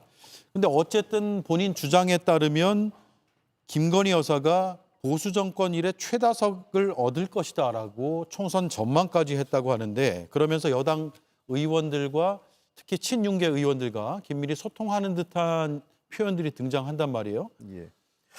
그 지금 앞서 내용에서도 그 김상민 전 검사를 예를 들면 저 윤한홍 의원이라든지 또는 박한수 지사한테 부탁을 했다 이런 얘기까지 나오고 있지 않습니까? 예. 그리고 그 보수 정권 이래 최다 의석을 얻을 거라는 전망을 이철규 의원하고 윤한홍 의원이 그렇게 했다라는 얘기를 그 저 김건희 여사가 하고, 명태균 씨는 그렇게 안 된다, 이러면 110석도 못 얻는다, 예. 이런 얘기들을 하고 주고받은 걸 보면 사실 이게 유추해 보면요, 그 당시에 물론 이제 김정혁 최고위원님이 좀 더 사실관계를 확인해 주시면 좋겠는데, 윤석열 대통령과 한동훈 당시 대표와의 그 비대위원장이죠, 그 당시에는 비대위원장의 갈등의 그 중요한 내용 중 하나가 공천 갈등 문제가 계속 떠돌았어요, 여의도에서는. 그러니까 즉 공천권이 누가 있느냐, 공천권이 그 대통령 측은 대통령실이 좌우하려고 했고, 한동훈 당시 비대위원장은 비대위원장으로서 공천권을 그 대통령실이 행사하는 것을 막으려고 했고, 그 결국은 김상민 검사가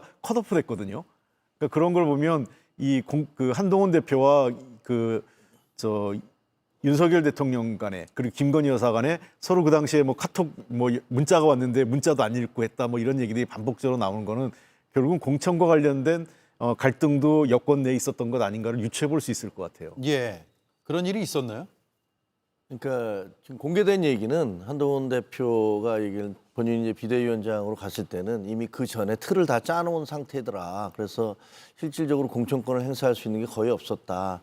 하지만 명백히 문제가 되는 것은 그것은 제어를 했다. 예. 그 중에 하나가 이 김상민 검사와 김영선 의원 사이의 갈등이에요. 두 사람 다 계속 시끄러워서 둘 다 컷오프를 시켰다. 이런 얘기는 아마 그 보도에서 이미 난 바가 있기 때문에 이 두 사람에 대해서는, 근데 보니까 이 김상민 검사가 조국 장관 수사를 할 때 그때 이제 중앙지검장이 윤석열 대통령이었고 그때 한동훈 3차장이었어요. 예. 그러니까 어떻게 보면 다 아는 사람들이겠죠. 근데 이분이 자기가 이제 출마를 하겠다고 현직 검사하면서 이것을 공개적으로 얘기를 하는 바람에 징계를 먹고 좀 굉장히 시끄러웠는데, 그랬죠. 그러니까 이분을 공천을 줘라라고 이제 김건희 여사가 밀었다라는 소문은 뭐 그 당시에도 파다했었죠. 근데 지금 이제 녹취가 나오니까 그때 당시에 소문이 사실이었나? 뭐 이런 생각이 들기는 합니다. 그리고 예. 그때 당시에도 뭐 최다석을 얻을 것이다, 이런 얘기는 실제로 있었죠.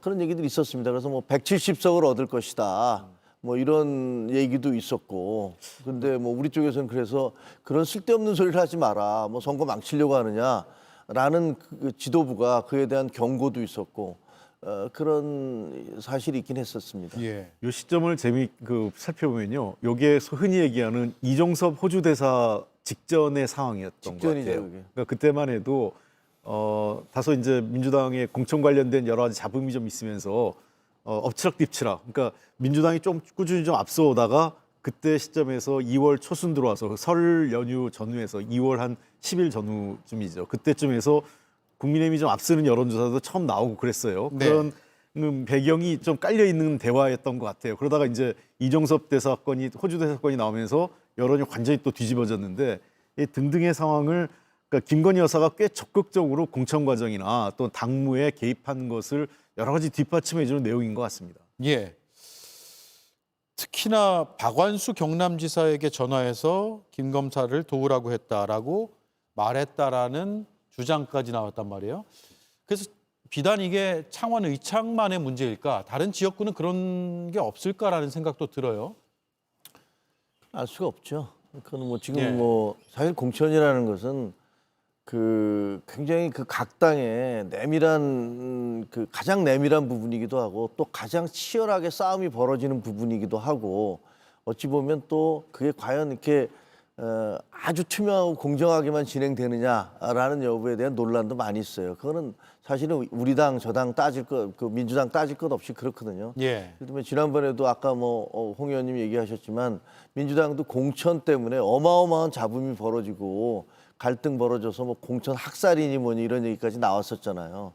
근데 그럼에도 불구하고 이 공천관리위원회라든가 뭐 이런 정상적인 그 시스템으로 안 되고 외부에서 만약에 영향력을 행사한다든가 뭐 금전이 오간다든가 이러면 그것은 뭐 심각한 문제가 되는 것도 맞죠. 예. 그래서 뭐 얼마나 더 이런 일이 있었느냐를 뭐 예단해서 얘기하는 건 뭐 그건 뭐 적절치 않아 보이고요.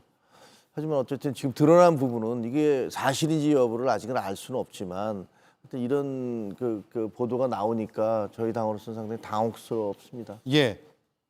그 당시에 이제 민주당도 그렇고 이제 공천이라는 게 늘 보면 그로 인해서 불이익을 받다는 사람들 있고 또 뭐 이득을 본 사람도 있고 그렇긴 해요. 근데 이제 민주당 같은 경우에는 어찌됐든 그 과정이 공천관리위원회, 공관이나 또 전략공관위 등등에서 정상적인 시스템상에서 이루어졌어요. 그리고 경선을 했고 경선에서 결국은 이제 기존에 그 소위 뭐 비명이나 이렇게 했던 분들이 경선 과정을 통해서 탈락이 됐고 과정을 거쳤단 말이에요. 근데 지금 국민의힘에서 지금 나온 내용은 당의 정상적인 절차를 거친 게 아니라 대통령실에서 그것도 사실은 대통령도 아니고 그 영부인이 이렇게까지 그 공천 과정에 개입한 것은 이게 그 전례가 없는 일이에요. 그러니까 그러다 보니까 이거는 훨씬 더 큰 중요한 문제가 되고 당연히 이에 대한 사실관계 조사 또 김건희 여사에 대한 직접 수사가 필요성이 자꾸 높아지는 건 아닌가 싶습니다. 좀 이상한 거는요.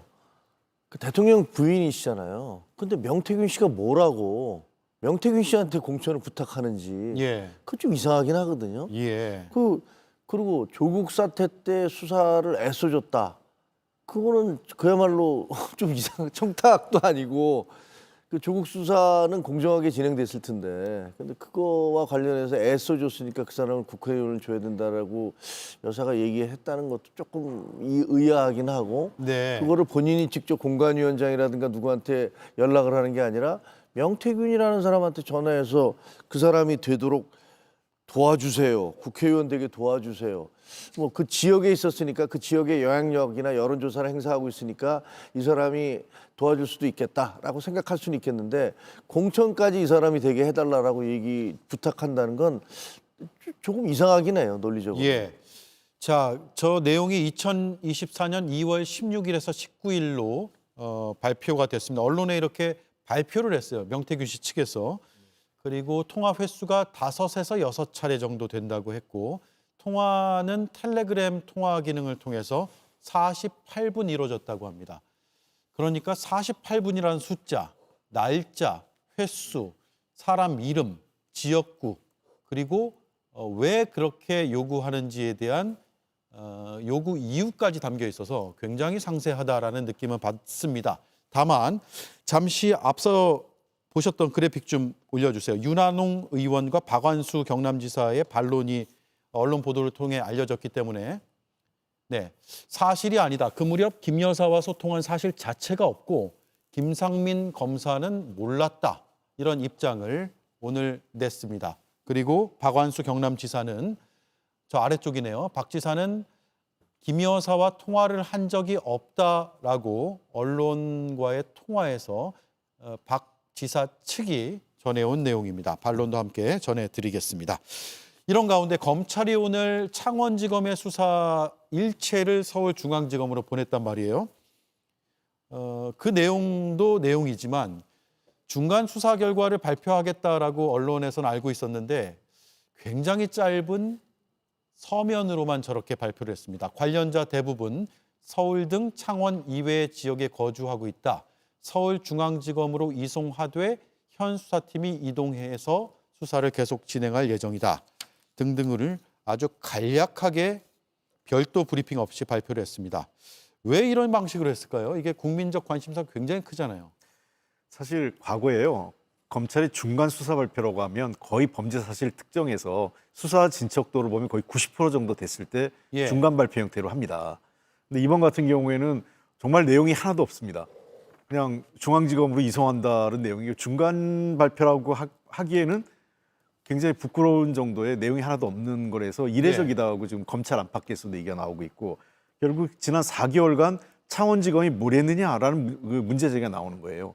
그러니까 이러다 보니까 그 민주당을 중심으로 해서 야당이 특검 얘기를 그 힘이 더 실리게 되는 거죠. 검찰이 사실은 의도적으로 지난 4개월여 이상 시간 끌기만 하고 아무런 그 수사 내용이 진척이 없었던 거 아니냐. 그리고 이제 와서 창원지검이 서울중앙지검으로 사건을 이첩하는 것도 이게 말이 안 되는 거죠. 그러니까 그러면 진작 한 이런 정도의 수사를 했고 내용이라면 한 수사 시작하고 1개월 이내에 이거는 창원지검보다 중앙지검이 하는 게 맞다라고 진작 이송을 했었어야 되는데 대략 4개월 가까이 중요한 초기 단계 수사 시간을 다 끌고 이제 와가지고 넘기는 거는 부실 수사, 봐주기 수사 그리고 사실상 그 핵심 그 인사들, 그러니까 김건희 여사를 포함한 핵심 인사들을 하나도 조사하지 않았잖아요. 그러니까 이건 제가 보기에는 검찰이 이 그 부실 수사의 책임을 면할 수가 없는 상황이라고 봅니다. 예. 내용을 좀 봤는데 이렇게 돼 있더라고요. 그러니까 그 말씀하신 대로 뭐 자세한 내용이 없는데 그 확인된 부분은 또 써놨더라고요. 뭐냐면 공천 대가로 김영선 전 의원이 명태균 씨에게 8,700만 원인가 뭐 8천여만 원을 줬다. 그래서 공천 대가라고 이렇게 돼 있더라고요. 그러니까 사실상 보면은 그럼 공천 대가를 현직 의원이 공천을 받는데 브로커에게 돈을 줬다. 그 사람이 도대체 무슨 권한이 있길래 이거는 누구든지 의심하게 되잖아요. 그러니까 그 사람에게 그 현직 의원을 공천을 줄 수 있을 정도의 힘 있는 사람이 누구냐라고 하면 당연히 그때 논란이 됐던 뭐 여사한테 부탁한 거 아니냐, 대통령한테 부탁한 거 아니냐, 뭐 이런 의심을 갈 수 있도록 만들어는 놨는데 구체적인 내용은 없어요. 그 또 하나도 창원 산단과 관련해서 김영선 의원이 자기 동생들로 하여금 그 정보를 알고 3억여 원어치의 부동산을 매입하도록 했다라는 부분들이 있더라고요. 근데 이 정보는 도대체 어디서 나왔느냐?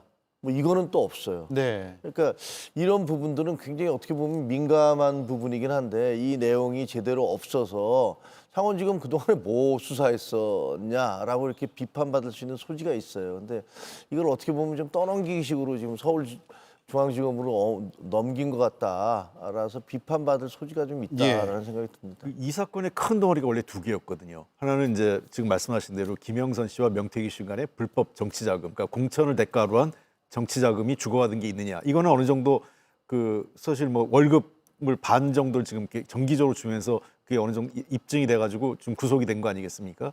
그리고 또 하나의 중요한 수사가 그 공천 과정에 그 부당하게 누군가가 개입했느냐. 지금 부당하게 개입했다는 가장 의혹의 대상이 대통령실 아니겠습니까? 근데 그 부분에 대해서는 창원지검이 하나도 손을 안 댄 거예요. 그러니까 그리고 또 그 기타 문제에서 그 예를 들면 이제 오세훈 서울시장이나 홍준표 대구시장 등등 해서 여러 여권의 주요 정치인들과의 어떤 관계가 있었는지에 대한 것도 또 하나의 큰 덩어리, 한 3개 덩어리가 되는데 이 부분에 대해서는 아무것도 안 하니까 도리어 오세훈 시장은 그 창원지검 수사 발표에 대해서 유감이라고 할 정도로 이게 그 문제가 있다 이런 얘기를 하고 있는 거죠.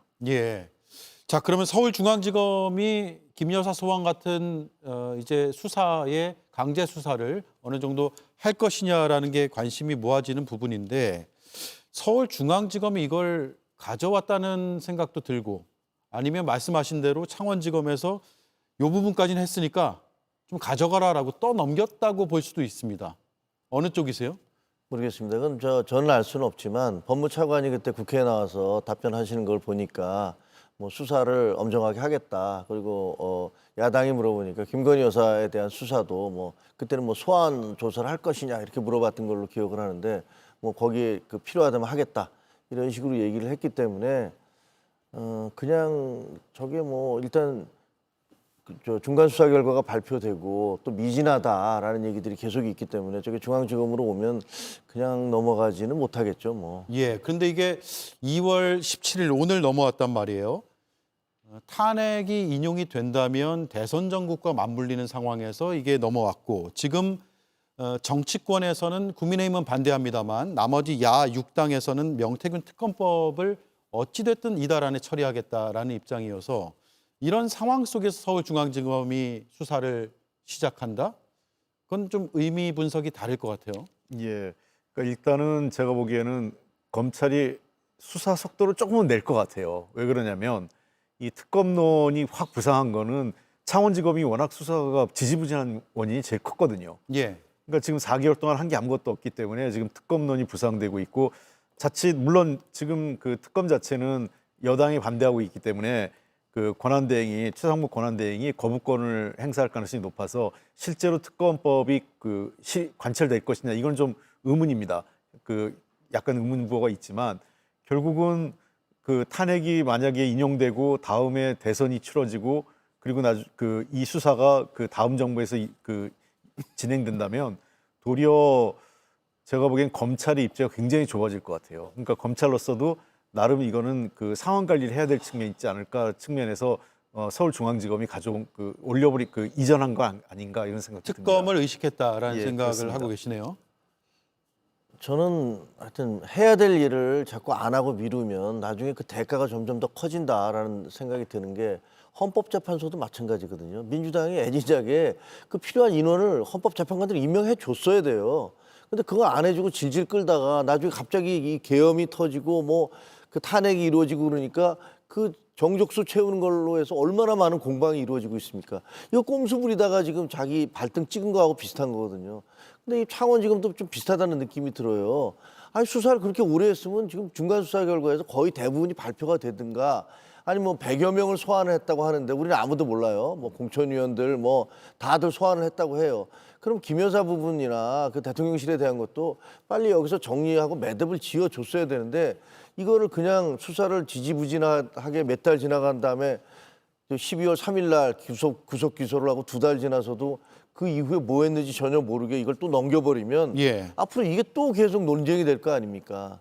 그러니까 그 각 기관들이 혹은 정치권이든 그게 무슨 사법기관이든 간에 준사법기관이든 간에 해야 될 일을 안 하고 거기다 자꾸 머리 쓰다 보면 점점 꼬여서 일만 어렵게 된다 이런 생각이 듭니다. 예, 알겠습니다. 자, 다음 주제로 넘어갈게요.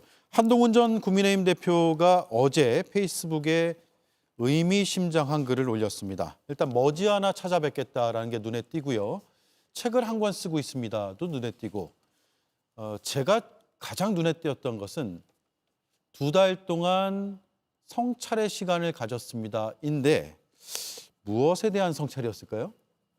아니, 경청과 성찰이라고 그랬잖아요. 그러니까 예. 그동안에 이제 여러분들을 만나서 이야기를 듣고 그다음에 성찰이라는 것은 본인이 이제 대표를 정치에 입문하고 난 다음에 어떤 그런 과정들을 다 성찰을 했겠죠. 뭐 잘한 것도 있고 잘못한 것도 있고 있으니까 뭐 그런 반성이나 성찰에서부터 모든 게 출발해야 되지 않겠습니까? 예. 지금 국민의힘에서 대선 주자로 거론되는 분들 중에 많은 비율로 탄핵 반대, 계엄은 큰 문제가 없었다라는 입장을 취하고 있는 것으로 보이거든요. 네. 한동훈 대표는 다른 입장이잖아요. 그렇습니다. 예, 그 입장에는 지금도 변함이 없는 거로 보면 됩니다. 예. 그렇게 알고 있습니다. 예. 그렇다면 오늘 여론조사 나온 거 보면 물론 대선 주자들을 쭉 나열하고 거기에 이제 수치들이 나왔기 때문에 여야 구분 없이 수치가 책정이 됐을 것으로 보이는데 이재명 43.3, 김문수, 오세훈, 홍준표 그리고 한동훈 5.7 이렇게 나왔단 말이에요. 대선 전국으로 간다고 하면 가장 먼저 받을 수밖에 없는 질문이 탄핵에 대한 입장이 어떻습니까? 일 텐데 그에 대한 한동훈 전 대표의 입장을 밝히면 확장성이 있다고 생각하세요? 아니면 당내에서 오히려 입지가 줄어든다고 생각하세요? 그거는 국민의힘이 다음 대선을 어떤 방식으로 치를 건가에 달려 있다고 생각을 합니다. 예. 한동훈 대표는 자산과 부채가 다 있어요. 자산은 뭐냐면 저 여러 차례 제가 이 자리에서 말씀드린 것 같은데 비상계엄을 반대하고 국회에서 탄핵이 의결되는 과정에서 한동훈 대표가 큰 역할을 했습니다. 이건 한동훈 대표의 자산입니다. 그러나 한동훈 대표의 이제 부채라고 할 수 있는 부분은 국민의힘이 전체적으로 이후에 약간 보수화되면서 소위 윤석열 대표 그 대통령을 중심으로 하는 약간 강경 지지층에서는 배신자 프레임에 지금 갇혀 있어요. 이게 이제 한동훈 대표가 과거 지지율이 여권 내 1등이었다가 지금은 한 4위 정도로 지금 내려가 있는 상황 아니겠습니까? 이런 게 이제 부채가 작용을 한 거죠, 현 상황이. 그러나 저는 상황은 좀 바뀔 거로 봅니다. 왜냐하면 만약에 대선이 치러진다면 그거는 탄핵이 된 시점이고요. 결국은 탄핵의 찬성이냐 반대냐를 갖고 그 시점에 가서 탄핵에 반대한다는 입장을 갖고는 대선을 못 치르는 거죠. 그럴 경우에는 비상계엄과 탄핵 문제에서 좀 더 그 중도층 그리고 일반 국민의 상식의 상식의 시선에 부합하는 정치인이 저는 훨씬 더 가능성이 널려 있는 것 아니냐 이렇게 보입니다. 당내 경선에서도요. 예, 당내 경선은 어떻게 될지 모르겠는데 이제 국민의 판단은 그거죠. 국민의힘이 본선에서 지더라도 우리는 그냥 우리 길을 갈 거다 이렇게 판단하는 건가? 그러면 본선에서 야당의 가장 유력한 후보와 경쟁해서 누가 그래도 제일 근접한 결과를 얻을 수 있을까? 예. 이 판단 어느 것이 더 중요하게 작동하느냐에 따라서 한동훈 대표의 운명도 결정될 거로 보입니다. 예. 만약에 탄핵이 인용이 된다면, 그래서 조기 대선이 치러진다면 저는 완전히 다른 국면이 전개될 거라고 봅니다. 그러니까 물이 얼음이 되거나 수증기가 되듯이 질적 변화가 확 이루어질 거라고 생각을 하는데, 그동안에 가장 그 탄핵이 인용이 되고 난 다음에 우리 당의 가장 큰 목표는 누가 과연 이재명 대표와 맞서서 이길 수 있을 것이냐 이거거든요. 지금 김문수 장관님 보면 지금 그 여론조사에 나오고 있지만 굉장히 큰 차이로 다들 그렇게 지고 있어요. 예. 그렇다면은 결국은 중간 지대에 있는 분들을 설득력 있게 소구력 있게 끌어들일 수 있는 후보가 누구냐라는 것이 가장 중요한 쟁점이 될 것이고, 그런 면에서 저는 한동훈 대표가 가장 거기에 장점이 있다고 생각을 해요. 그 구체적인 예로 어제 제가 책을 쓰고 있습니다라고 한 줄 올린 거 아닙니까? 쉽게 얘기하면 페이스북에. 예. 100여 군데가 넘는 언론에서 보도를 한 걸로 그 언론 보도가 그렇게 예. 나왔어요. 예. 그 이전에 사실 이런 말씀 드려서 좀 죄송하긴 하지만 홍준표 대표님께서 1월 달에 책을 내셨어요. 직접 책을 내셨어요. 아무도 관심이 없었잖아요, 사실. 그 얘기는 그 한동훈 대표가 지금 뭐 거의 그 정치판에 나타나고 있지 않고 있지만 많은 사람들이 저 사람이 나와서 어떤 이슈를 가지고 어떻게 예를 들면 이재명 대표와 맞서 싸워 나가고 그리고 보수의 어떤 방향을 제시할까 이런 거에 대해서 많은 사람들이 관심이 있다라는 그런 증거거든요. 예. 그래서 저는 아마도 굉장히 다른 국면이 전개될 것이다 이렇게 보고 예. 있습니다. 30초 남았는데 이게 굉장히 궁금증을 자아내기 때문에 책 제목이 뭔가요? 아니 책 제목이 이미 언론에 일부 보도 나왔더라고요. 아, 일부 나왔나요? 네, 예. 국민이 먼저입니다. 한동훈의 선택 뭐 이런 걸로 간다라고 뭐 언론 보도에 나왔는데 뭐 저는 자세히 알지는 못합니다만 그거 아마 가제일 겁니다. 예. 실제로 그런 제목으로 갈지는 잘은 모르겠습니다만 뭐 그동안에 본인이 그렇게 외쳐 오셨던 그런 주장과 그렇게 크게 차이가 나지는 않는구나라는 생각이 예, 듭니다. 국민이 먼저라는 취지의 네. 책이 나올 것이다. 알겠습니다. 오늘 토론이자 약간의 인터뷰가 됐네요. 예, 두 분 고맙습니다. 다음 주에 뵙겠습니다. 감사합니다. 감사합니다. 강남이 부러워할 비즈니스 인프라, 엠파이어 스테이트를 뛰어넘는 스케일. This is the real high-end. High-end work edition. 신광교 클라우드 시티. 우리 어른이들 잘하고 있나요? 집에 가고 싶다. 어디 있는 거지? 응원할게요.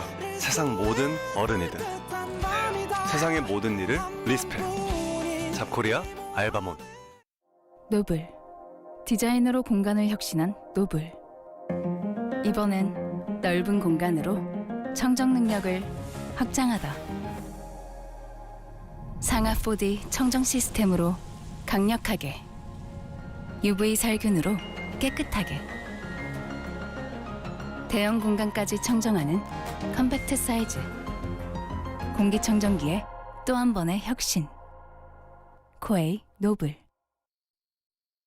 검찰 안에서 잘 드는 칼이라 불렸던 검사들이 있습니다. 수사를 잘 한다는 의미도 있지만 윗선과 말이 잘 통하고 수사 대상과 범위를 적절히 조절하고 조직 논리에 부합하는 결과를 도출해내는 그런 검사들을 일컫는 경우도 있었습니다. 그렇다면 잘 드는 칼이 국민 눈높이에서도 잘 드는 칼인가? 꼭 그렇지는 않은 듯합니다. 가장 최근 사례가 말해줍니다. 휴대전화를 내주고 출장 조사를 하며 특혜 시비를 자초했고 원칙을 강조했던 검찰총장을 패싱했습니다. 그렇게 해서 내놓은 명품백 사건의 결론은 비판 여론에 휩싸였습니다. 누군가에겐 잘 드는 칼이었을지 모르지만 시민의 시각에선 무딘 칼이었던 겁니다. 명태균 게이트로 불리는 사건이 서울중앙지검으로 넘어갔습니다. 한쪽은 날카롭지만 반대쪽은 무딘 양날의 검이 이번엔 어떻게 쓰일지 벌써부터 우려가 나오는 이유를 검찰 스스로 잘 알고 있을 겁니다. 앵커 한마디였습니다. 근육통 완화, 혈액순환 개선, 추간판 탈출증과 퇴행성 협착증 치료, 생리통 치료에 도움을 주는 마스터 V7. 이러니 해볼 수밖에. 세라젬. 구강 고민과 작별할 시간. 양치 후에도 입속에 남아있는 유해균이 다양한 구강 문제의 원인이죠. 양치 후 바로 쓰는 리스테린 토탈 케어로 입속 유해균 99.9% 억제 효과, 입냄새부터 구강 케어까지 리스테린 토탈 케어. 거침없지만 한없이 부드러운 픽업이지만 지금까지 픽업은 아닌 더 기아 타스만. Kia, movement that inspires.